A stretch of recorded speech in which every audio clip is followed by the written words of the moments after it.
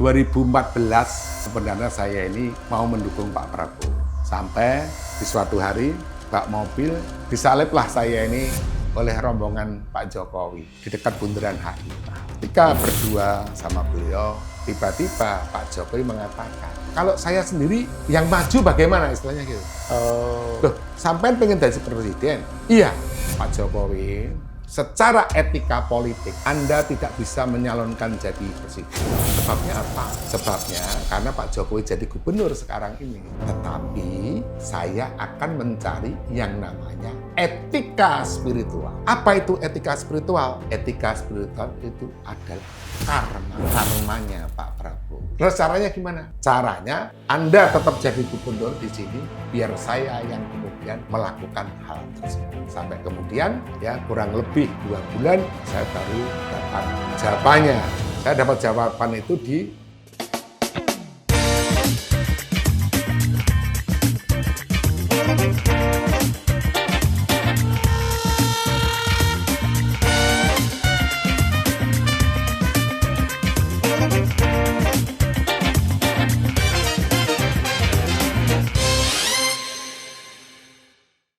Halo pemirsa Last Minute, obrolan tanpa sensor, di mana hari ini kita berbicara tentang sebuah keputusan negara yang terkadang diambil dalam satu ruang yang tidak sering kita pikirkan.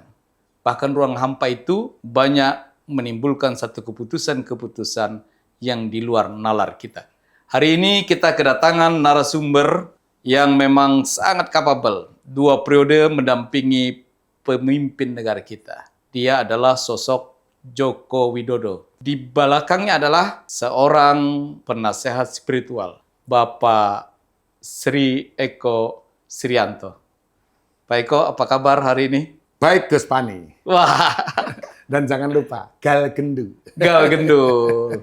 Jadi para pemirsa orang banyak mengenal beliau ini Gal Gendul. Jadi inilah sosok selama ini di belakang layar. Mas Eko, secara jujur ya, apa sih peran Anda ini dalam sebuah lingkar kekuasaan? Penasehatkah atau bagian daripada mekanisme pengambil keputusan? Secara jujur selama ini lebih kepada penasihat pribadi. Kalau misalnya itu dihubungkan dengan Pak Jokowi. Ya. Jadi saya mengenal beliau itu kan di usia 17 tahun, saya kelas 1, 2 SMA, itu saya sudah Oh iya, lupa. Bisa diceritakan singkat sudah ya, Pak? mengenal keluarga beliau. Jadi saya tahu persis Pak Jokowi itu juga kuliah di Universitas Gadjah Mada. Tapi perkara lulus atau tidaknya, saya tidak tahu. Mas Eko, apakah selama Anda berada di belakang layar Presiden Joko Widodo selama 2 periode, ada keputusan-keputusan Presiden yang diambil berdasarkan keputusan secara spiritual? Yang benar adalah saya mendampingi Pak Jokowi itu sebelum Pak Jokowi jadi apa-apa sampai jadi presiden. Ini yang benar. Ya. Jadi selama 10 tahun, walaupun saya ini dianggap salah satu atau satu di antara teman dekatnya, saya tidak menginjakkan kaki saya di istana. Mas Eko ini adalah sahabat beliau, seorang Joko Widodo dari Solo. Kemudian terpilih menjadi seorang presiden. Saya mau ada sisi lain yang diceritakan di podcast kita ketika jelang-jelang beliau ingin maju menjadi seorang presiden. 2014 sebenarnya saya ini mau mendukung Pak Prabowo. 2014 ya? Saat itu untuk bisa kemudian dipercaya, kita mendaftar sebagai caleg DPR RI. Tetapi mungkin dikarenakan kepercayaan diri timnya Pak Prabowo sangat luar biasa, sampai di suatu hari saya lagi santai begitu, bak mobil, disaliplah saya ini oleh rombongan Pak Jokowi di dekat Bundaran HI. Ya. Tiba-tiba secara spontan, saya pengen ngejar beliau. Saya kejar pakai mobil saya, dari Bundaran HI, kemudian sampai ke Patung Kuda, belok kanan, itu saya bisa menjadikan mobil saya berdampingan dengan mobil dinas beliau. Terus kemudian saya buka jendela saya, setelah tahu saya dia membukakan jendela dan ngode. ayo kita ketemu. Terus kemudian saya antar anak istri saya dulu, selanjutnya saya langsung ketemu beliau, karena saat itu saya tinggal di Jalan Gajah Mada, jadi tidak begitu jauh. Gitu.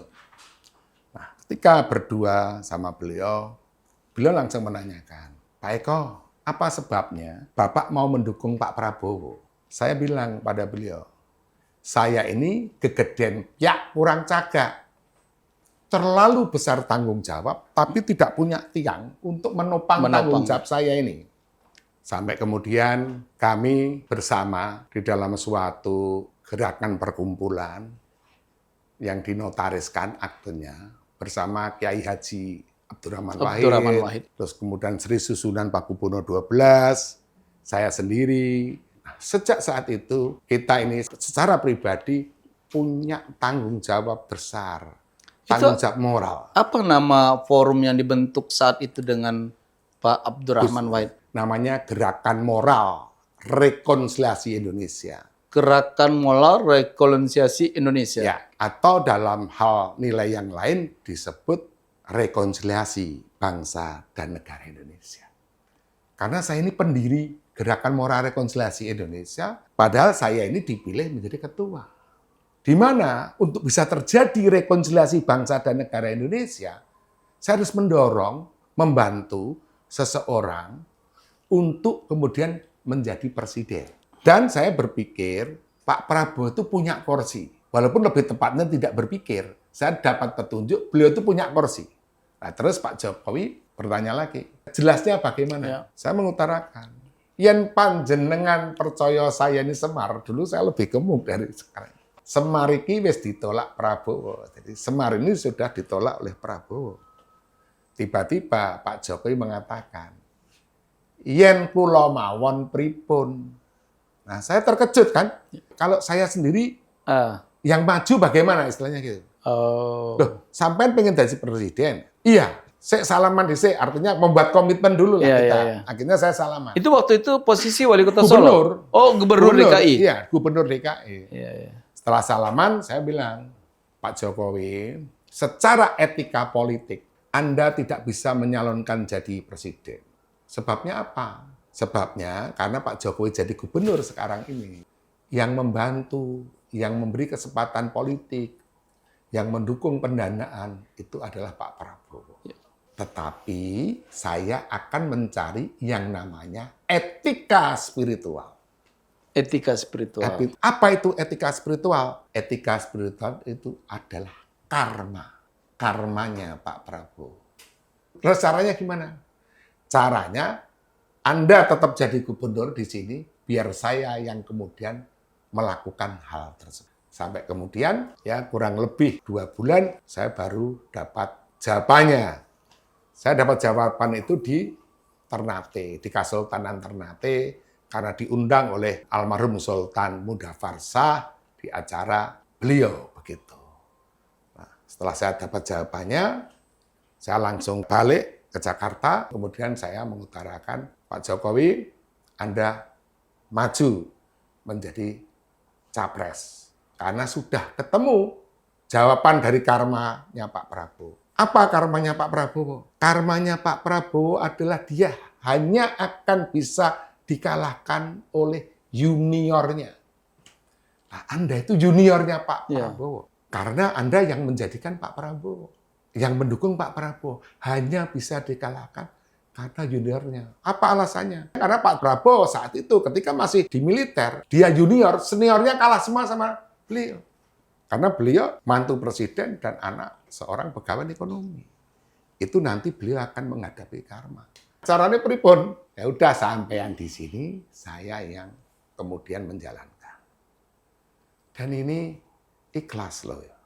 Artinya biaya sendiri, melakukan sendiri, berupaya sendiri. Mulailah kita mendirikan posko pertama, yaitu di Medan, bekerja sama dengan sana IPK, teman IPK yang membantu. Situlah pertama kali kita pidato tentang revolusi mental. Habis di Medan, di Samarinda.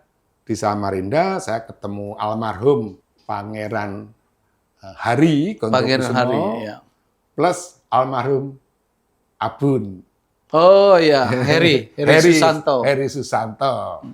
Habis itu kita terus mendirikan di Sulawesi Selatan, ketemu Amran dan lain-lain. Terus kemudian ke Bengkulu, habis ke Bengkulu pidato lagi nanti di Kim Medan gitu, Kim 1, Kim 2 kalau nggak salah, kita pidato. Nanti mendirikan di Bali, mendirikan di Solo. Nah, di setiap pidato itulah kita selalu memberikan suatu ungkapan-ungkapan tentang nilai Soekarno, Megawati, Jokowi. Soekarno, Megawati, Jokowi. Sampai akhirnya lahirlah yang namanya keputusan PDIP untuk menyalonkan Pak Jokowi sebagai petugas partai PDIP menuju calon presiden. Baru yang lainnya boleh kemudian terlibat. Nah, permasalahannya adalah setelah Pak Jokowi jadi presiden, padahal jadi presiden ini dasarnya adalah karma.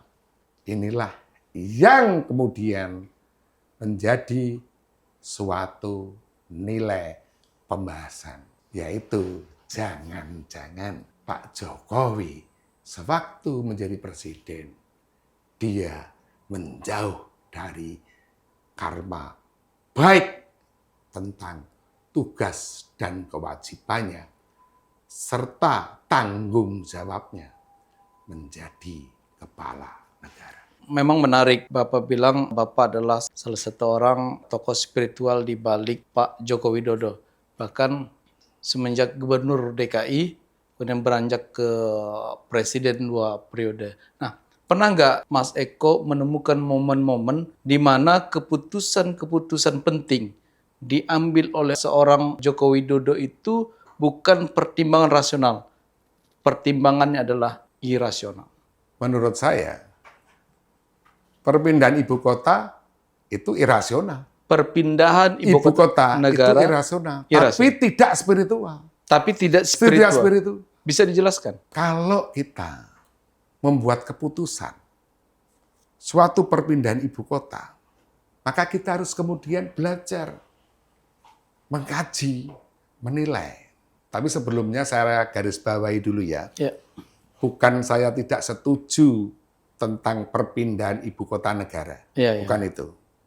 Tetapi dasar nilai, dasar pemikiran, visi, misi, tujuan perpindahan ibu kota ini yang sebenarnya apakah benarnya 3 kali untuk memperkuat negara, atau dasar yang benar-benarnya adalah untuk ambisi kesejarahan pribadi beliau. Jadi membedakan antara kesejarahan bagi negara dan kesejarahan bagi pribadi seorang pemimpin. Kalau kesejarahannya adalah lebih banyak untuk pribadi seorang pemimpin, maka itu dinamakan ambisius.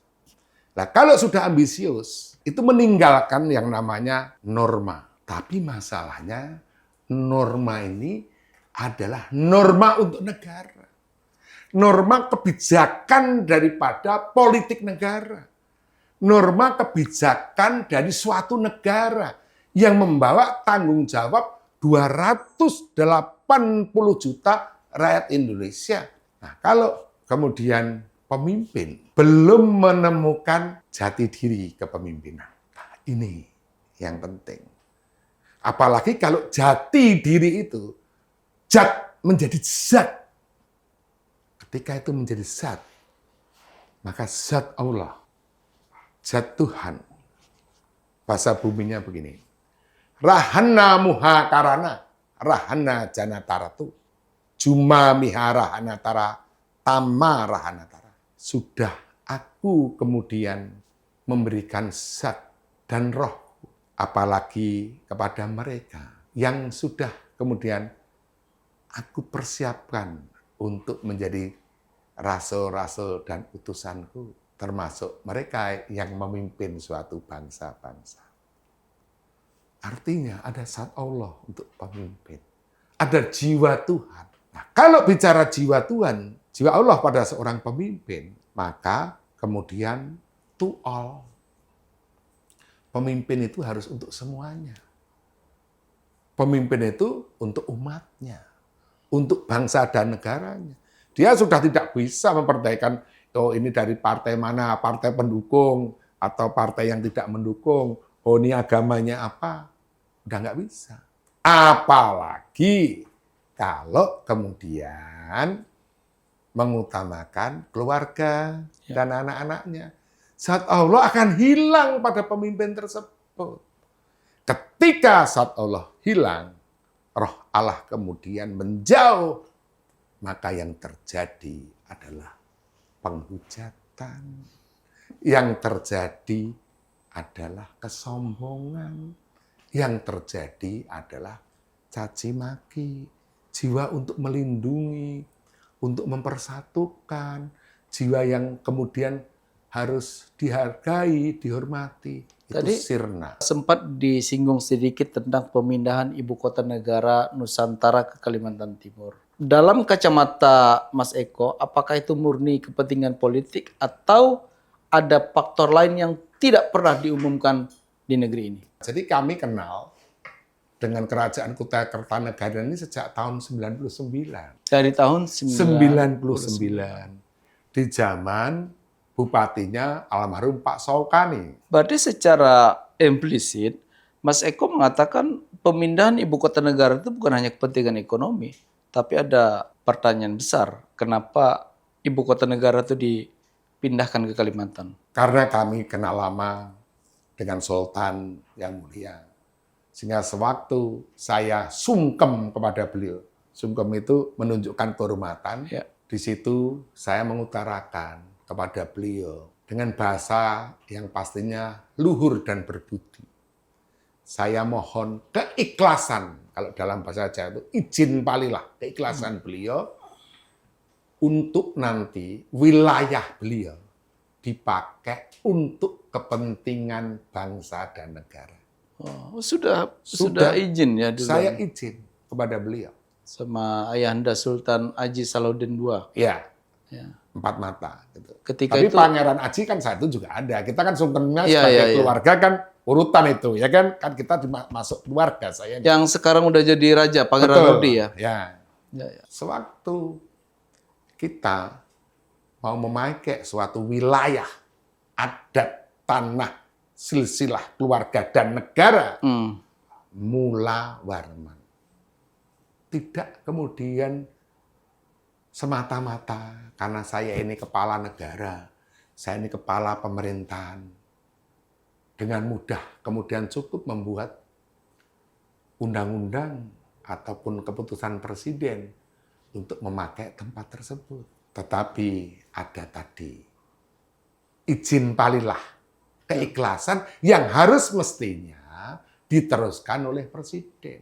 Sehingga rahana muhalahana tara juma rahana tatu, muncul keikhlasan dari yang memang dipilih oleh Allah untuk kemudian memimpin wilayah tersebut. Nah, menarik nih Mas Eko, saya agak dalam lagi nih. Ketika wacana pemindahan, kemudian itu berhasilkan diundangkan di zaman Presiden Joko Widodo. Apakah sebelum keputusan diambil itu ada sejenis kegiatan-kegiatan spiritual sehingga keputusan itu benar-benar diambil tidak salah?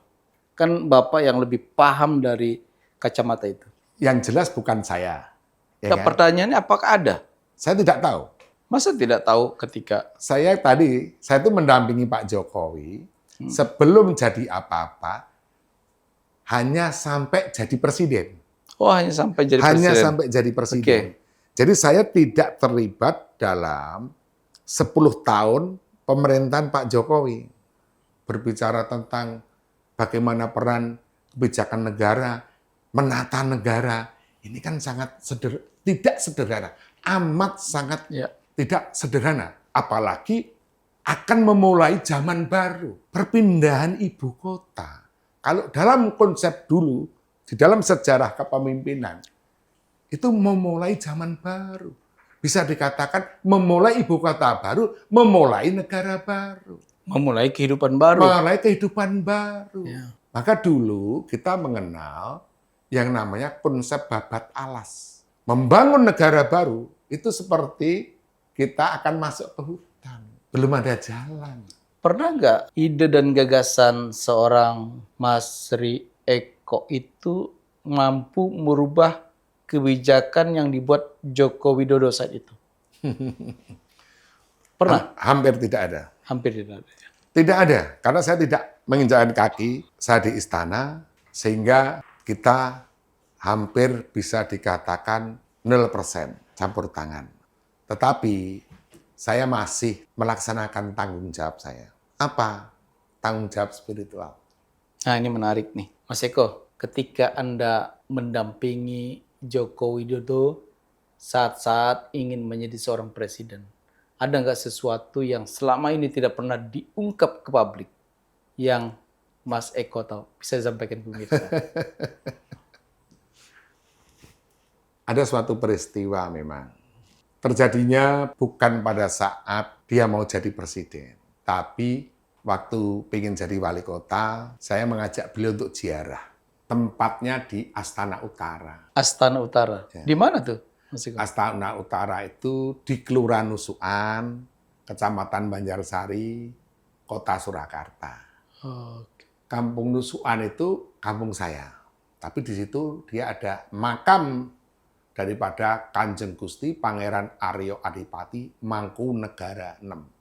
Pada waktu saya ajak, beliau itu setengah jam sebelum acara, tiba-tiba saya dapat petunjuk supaya menyediakan yang namanya degan hijau atau kelapa hijau. Saya telepon juru kuncinya untuk menyediakan. Sewaktu saya dijemput Pak Jokowi, ternyata Pak Jokowi mengajak 3 adik iparnya. Ada adiknya Ibu Iriana ya? Bukan, Pak Jokowi punya adik perempuan 3. Oh iya iya. Jadi adik iparnya Pak Jokowi sendiri Yang dibawa. dibawa. Jadi berlima totalnya. Ya, saya ini memang dari dulu kata almarhum Pak Kubono 12 dan Gus Dur itu punya sedikit keistimewaan, yaitu bisa berbicara dengan yang semare. Jadi bisa dialog dengan yang kemudian sudah tidak ada.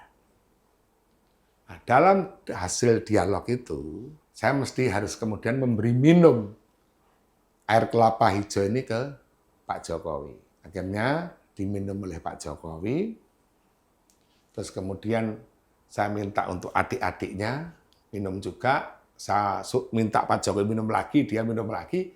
Nah, ini semuanya pasti pengen saya juga ikut minum, Ya. tapi saya tidak ikut minum.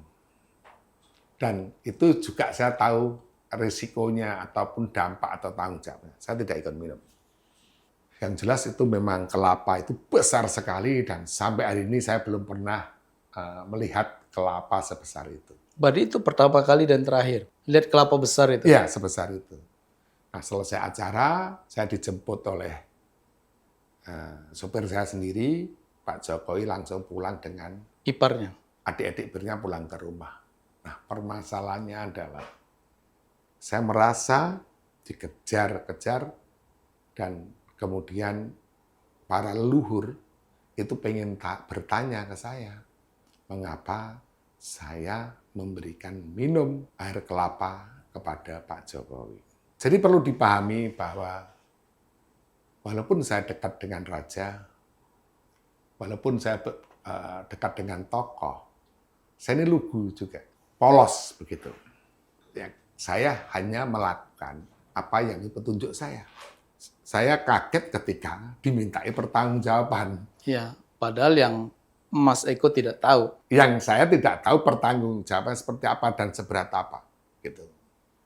Intinya besok pagi untuk melakukan pertanggungjawaban, kita menyelenggarakan yang namanya Sidang Agung Gaib Jagat. Sidang Agung Gaib Jagat. Tadi Sidang Agung Gaib Jagat ini dihadiri oleh semua leluhur Nusantara, termasuk para wali, di mana saya mesti paparan terhadap apa yang kemudian sudah saya lakukan terhadap Pak Jokowi. Paparan saya itu namanya Jongko Jangkaning Jagat. Jongko Jangkaning Jagat ini artinya adalah proses evolusi perubahan peradaban zaman berdasar ruang dan waktu. Jadi jongko ini kan berjalan ya. Ada ruang dan waktunya yang terus kemudian berjalan. Di mana saya mengutarakan kalau kemudian kita menghentikan jalannya jongko tadi, jalannya perputaran ini, maka bagaimana negara ini akan maju? Bagaimana bangsa ini nanti akan survive? Bagaimana kita bisa menjadi bangsa yang besar? Ini harus kemudian dijalankan. Untuk dijalankan itu, maka Pak Jokowi ini harus kemudian menerima tadi minum banyu tegang tadi. Nah, di situ pasti ada yang bertanya atau kemudian usul kan itu. Sampai kemudian ada kesepakatan di mana pasti saya yang bertanggung jawab untuk melaksanakan itu. Sampai kemudian Pak Jokowi jadi wali kota, jadi gubernur, kemudian jadi presiden. Nah, kita di luar sistem, di luar pemerintahan. Walaupun pernah saya singgung juga bahwa kita pernah diminta jadi menteri. Oh pernah ya diminta? Pernah. Di periode keberapa Pak Eko? Periode pertama, reshuffle yang pertama. Dan saya juga menolak. Nah, disitulah sebenarnya awal ketidakbersamaan kami. Tapi itulah jalan spiritual. Ya. Artinya saya harus meyakini apa yang di jalan saya. Walaupun harus kemudian kadang berbeda dengan orang yang memang kita dekat. Sampai hari ini. Sampai hari ini ya. Yang menjadi permasalahan sewaktu saya kemudian menolak. Dan saya meyakini itu jalan spiritual saya. Dan sekarang kita sudah menjadi tokoh spiritual atau pemimpin spiritual. Karena proses yang sangat panjang. Nah, yang jadi kemudian tadi, bukan permasalahan ya, tapi rasa tanggung jawabnya. Bulan Oktober 2004, kita memberi minum air kelapa Jokowi. 20 tahun saya puasa pala. Selesai puasa pala di akhir kekuasaan Pak Jokowi. Yaitu tahun 2024. Puasa pala itu adalah puasa seperti Mahapatih Gajah Mada. Saya tidak akan menikmati buahnya. Walaupun kita sudah berbuat untuk masyarakat, bangsa, dan negara. 20 tahun puasa.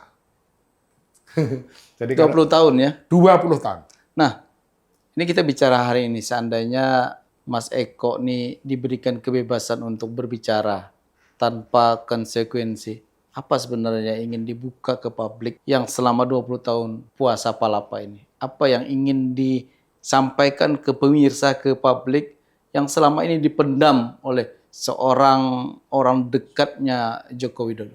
Ini closing statement enggak? Belum. Nah, jadi harapan saya untuk para pemimpin selalu sama. Kita ini kan secara tidak langsung dididik, diajar, didorong, didukung, diarahkan oleh Sri Suhunan Pakubuwono XII dan Kyai Haji Abdurrahman Wahid. Yang dimana kalau kita kembali kepada ayat kunci beliau berdua, Kyai Haji Abdurrahman Wahid ayat kuncinya kewajiban. Sri Suhunan Pakubuwono XII ayat kuncinya adalah bangsaku. Kalau ini digabungkan, maka harapan saya persembahkan dirimu untuk bangsa dan negaramu. Itu yang menjadi harapan. Menjadi kegundahan, keprihatinan saya tersendiri. Sewaktu seseorang mendapatkan jabatan, menerima kekuasaan, menerima mandat dari jabatan yang kemudian paling atas, mungkin paling bawah. Tadi, persembahkan dirimu untuk bangsa dan negara.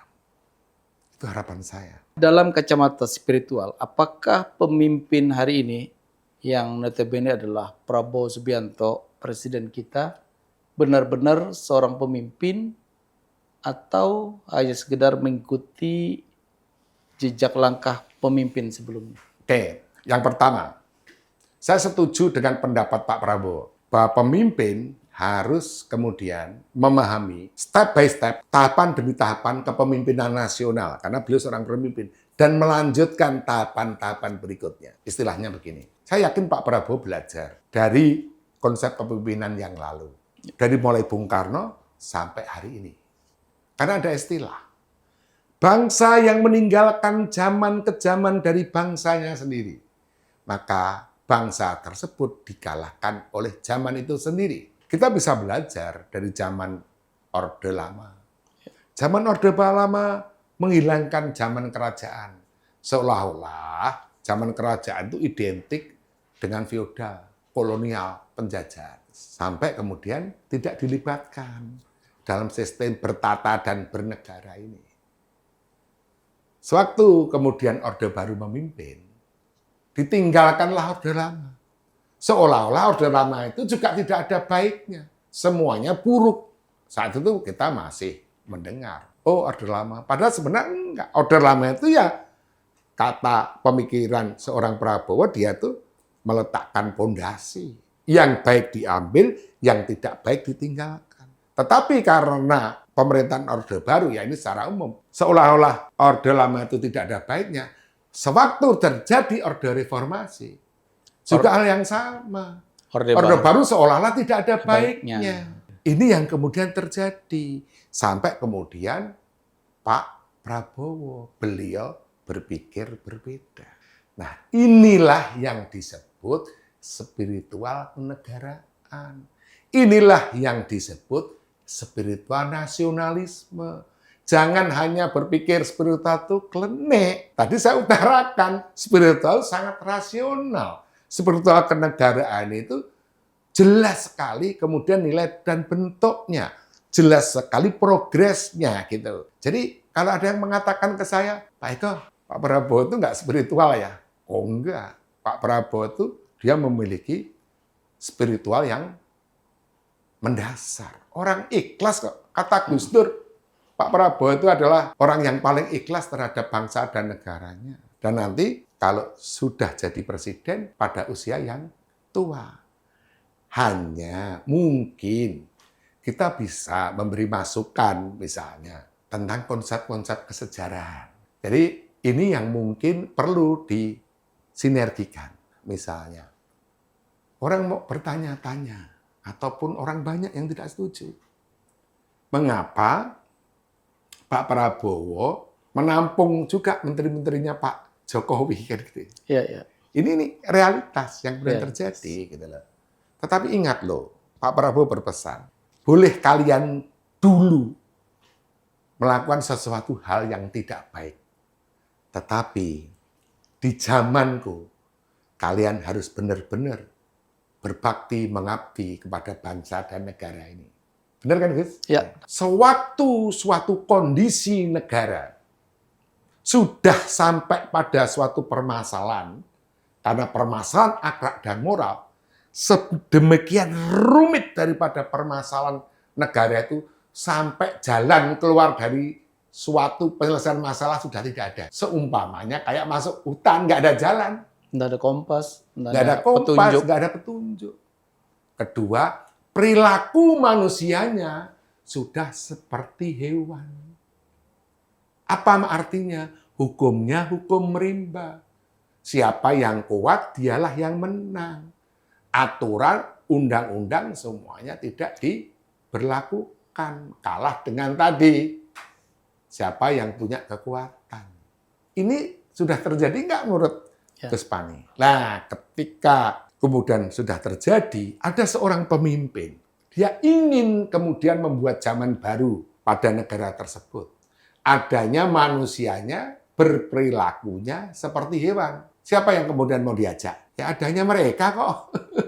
Yang bisa diajak ya mereka. Tetapi kalian harus ingat, rubahlah perilaku kalian yang berperilaku semau gue, tidak punya aturan, korupsi, melanggar aturan, dan lain sebagainya. Untuk membuka jalan baru.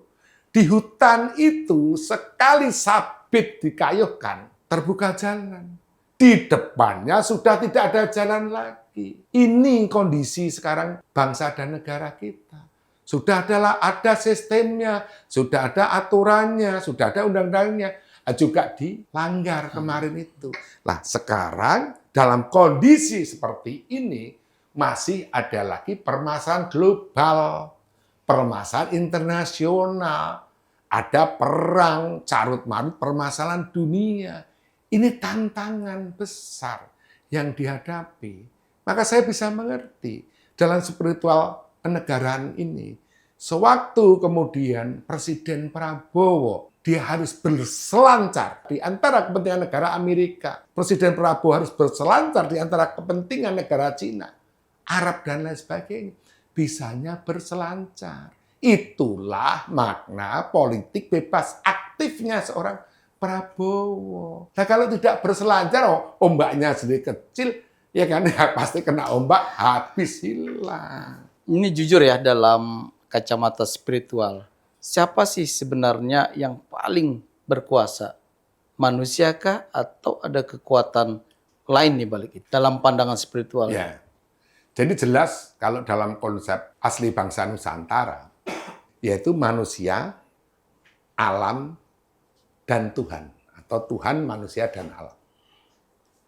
Dalam suatu hubungan yang kemudian harmoni atau kemudian sinergi. Lu hanatara jumara hanatara tumakara hanatara tumaku. Aku sudah berikan suatu wujud nilai bentuk daripada kebesaran keagunganku yang engkau namakan alam. Dan disitulah kamu tinggal dan bersama-sama untuk menjaga apa yang sudah aku berikan kepadamu, manusia. Ya. Jadi Tuhan sudah memberikan bentuk nilai kebesaran keagungannya dalam suatu bentuk alam kepada manusia. Untuk apa? Untuk bersama-sama. Bersama-sama apa? Membesarkan, mengagungkan, memuliakan keagungan kebesaran Tuhan di muka bumi dengan segala ciptaannya. Permasalahan sekarang, banyak kita-kita ini yang lupa diri kalau sudah jadi pemimpin. Dia sebenarnya merasa dirinya kadang kemudian mohon maaf sebagai pengatur segalanya, sebagai Tuhan. Nah di sini memang sering sekali opini-opini itu dibuat oleh para pemimpin politik atau oleh para politikus. Termasuk pendapat bahwa suara rakyat adalah suara Tuhan. Itu opini politik ya, dibuat oleh saudara-saudara kita yang kemudian berpolitik. Supaya kemudian tadi rakyat ikut. Saya kebetulan pernah mendiskusikan itu dengan Pak Jokowi juga. Sewaktu beliau menjadi presiden, terpilih, belum dilantik, dan kemudian mendiskusikan apakah sebenarnya sewaktu dia dipilih oleh rakyat untuk menjadi presiden, dia itu mendapatkan wahyu Tuhan. Gitu. Kita kaji itu dan kita memberikan suatu contoh atau ilustrasi bahwa yang terjadi di dunia ini, Tuhan itu menentukan siapa yang mendapatkan kewahyuannya. Kadang bukan kepada pemimpin politik. Seorang nabi itu kan bukan pemimpin politik. Gitu. Dia pemimpin spiritual. Menarik nih, Mas Eko. Kalau Anda melihat Indonesia ke depan ya dalam pandangan spiritual, apakah arah sekarang yang dilakukan Presiden Prabowo itu udah benar atau dalam tanda kutip ada kekuatan lain yang mengendalikan itu? Maksudnya kekuatan lain? Ya, secara spiritual. Jadi gini, saya percaya Tuhan sayang terhadap bangsa ini. Saya percaya bahwa Tuhan memberikan anugerah yang besar kemuliaannya kepada bangsa ini. Lahana muhara hanatara, tumara hanatara, tukatara hanatatu. Tuhan tidak akan kemudian membiarkan lagi bangsa ini dijajah kembali. Walaupun sekarang ini tanda-tanda invasi itu ada, tetapi tadi saya yakin Tuhan tidak akan membiarkan, kan itu. Artinya bahwa bagi kita sendiri yang dalam kepemimpinan spiritual akan membantu pemerintahan Pak Prabowo ini. Dengan cara apa? Dengan cara mengembangkan yang namanya diplomasi spiritual global. Diplomasi Spiritual global. Nah, kita kan ada kitab Maha Ismaya ini. Ya. Yang memang isinya adalah doa dan syair-syair buana. Jadi kita dimampukan untuk memberikan doa terhadap beliau-beliau itu. Rencananya kita akan memberikan doa dan syair ayat-ayat buana kepada 20 duta besar mancanegara dan tokoh-tokoh dunia. Plus asmo bumi. Jadi bukan hanya memberikan doa dan syair-syair ayat buana, kita juga akan memberikan asmo bumi, nama. Jadi nama raja seperti Brawijaya, Siliwangi, Sailendra, Purnawarman, Mulawarman, Aditya Warman, itu asma bumi. Nama aslinya bukan itu. Nah, kita akan memberikan itu kepada duta besar, terus kemudian setelah doa kita diterima, nanti kita jadikan kitab, sampai kemudian kita akan berkunjung ke berbagai negara di dunia yang tadi duta-duta besarnya sudah kita doakan. Bertemu siapa? Bertemu dengan tokoh-tokoh bangsa yang ada di sana, tokoh-tokoh perdamaian dunia yang ada di sana, tokoh-tokoh agama-agama yang ada di sana, bertemu juga dengan tokoh-tokoh spiritual yang ada di sana. Karena sekarang ini sudah banyak pemimpin spiritual juga di berbagai bangsa dan negara di dunia. Bahkan Iran pemimpinnya adalah pemimpin spiritual untuk melakukan suatu diplomasi spiritual. Nanti pasti juga akan bersama-sama dengan kegiatan kebudayaan, kerjasama ekonomi, tetapi spiritnya sama. Spiritnya Sama. Mas Eko, ini kita bicara di last minute akhir. Kalau Mas Eko diberikan kesempatan untuk memberikan warning dalam kondisi negara kita saat ini, kondisi global yang tidak menentu, krisis depan mata, apa yang perlu diwaspadai masyarakat kita hari ini? Last minute sampaikan ke pemirsa kita. Muharaha janatara. Tuma miharahanatami janataratu. Percayalah kepada pemimpin bangsa dan negaramu, yaitu Presiden Prabowo Subianto. Karena dengan engkau percaya, maka dia akan kemudian memiliki suatu kekuatan, memiliki suatu nilai, memiliki suatu cara pandang yang kemudian bisa menyelesaikan permasalahan bersama-sama. Karena dengan engkau percaya, engkau tidak mudah diadu domba. Karena dengan engkau percaya, engkau tidak mudah dibentur-benturkan. Karena dengan engkau percaya, engkau tidak akan salah pendapat dan salah lihat. Maka kita hampir semuanya, kebanyakan juga tidak tahu dan mengenal siapa Prabowo.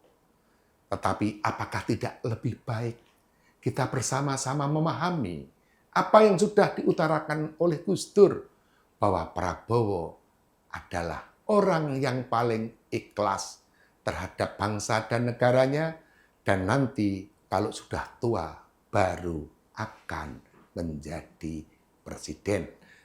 Keikhlasan, rasa menyayangi, rasa mencintai, dan rasa mengabdi adalah satu kesatuan seorang pemimpin untuk bangsa dan negaranya. Amin. Terima kasih. Luar biasa kupasan. Pemirsa Last Minute, kita tidak hanya mendengar sebuah cerita, tapi jauh di balik itu adalah membuka ruang-ruang yang memang hari ini publik tidak mengetahuinya. Dari kacamata spiritual itulah kita menentukan arah. Ingat, sejarah bukan dicatat di awal, tapi dicatat di menit akhir. Sampai ketemu di episode selanjutnya di Last Minute Obrolan Tanpa Sensor bersama saya, Surpandi Sulaiman. Terima kasih. See you. Assalamualaikum warahmatullahi wabarakatuh. Thank you, Mas Eko.